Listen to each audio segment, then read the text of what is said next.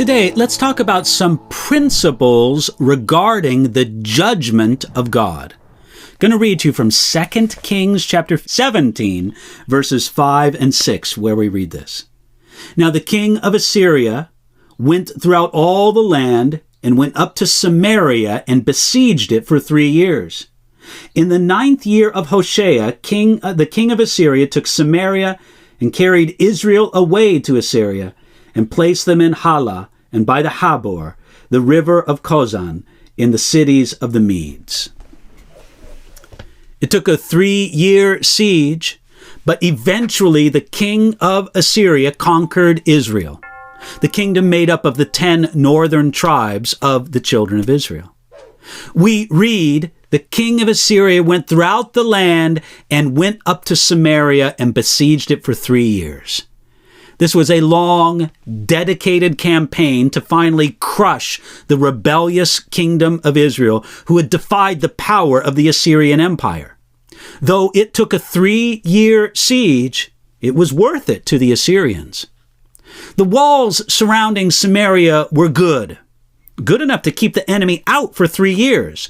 But the strength of the walls could not stand against the judgment of God, and the Assyrian army was in fact an instrument of God's judgment against Israel.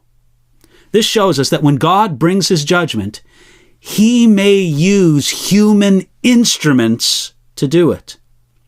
When the capital city of Samaria fell, they carried Israel away to Assyria.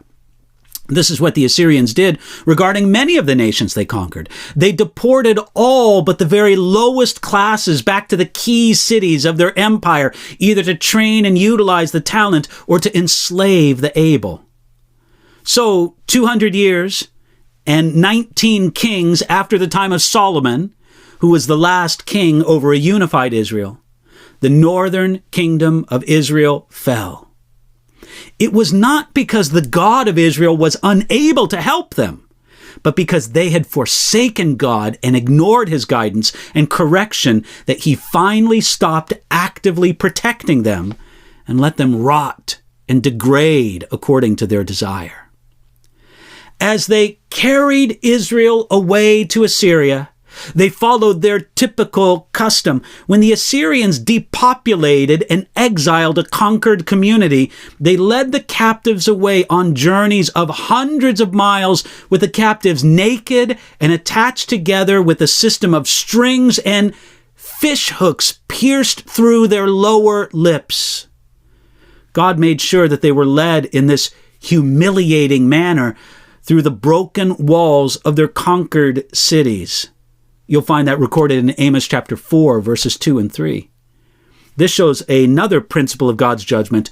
When it comes, it may be humiliating and degrading. This should give us a sober fear of the judgment of God.